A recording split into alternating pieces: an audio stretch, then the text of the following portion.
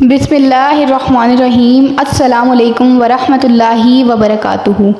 آج کا میرا موضوع ہے مال راہ خدا میں خرچ کرنے کی برکت۔ اس سے پہلے اگر آپ میرے چینل پر نئے ہیں تو چینل کو سبسکرائب کر دیں اور بیل آئیکن دبانا مت بھولیں۔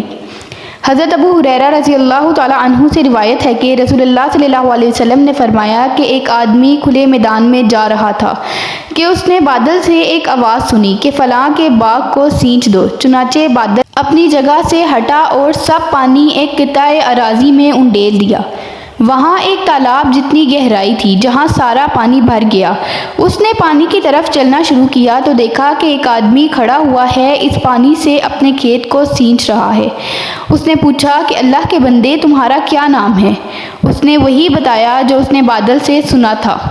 اس نے پوچھا کہ تم نے ہمارا نام کیوں پوچھا؟ اس نے کہا میں نے بادل سے تمہارا نام سنا ہے۔ تمہارا کون سا ایسا عمل ہے؟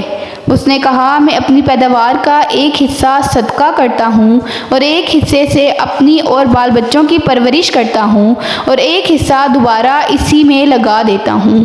تو اس سے یہ معلوم ہوا کہ اللہ تعالیٰ کی راہ میں خرچ کرنے والوں کی اللہ تعالیٰ مدد بھی کرتے ہیں اور اس کے مال میں اور زیادہ برکت بھی ڈالتے ہیں۔ جزاک اللہ خیراً، احسن الجزاء فی الدارین۔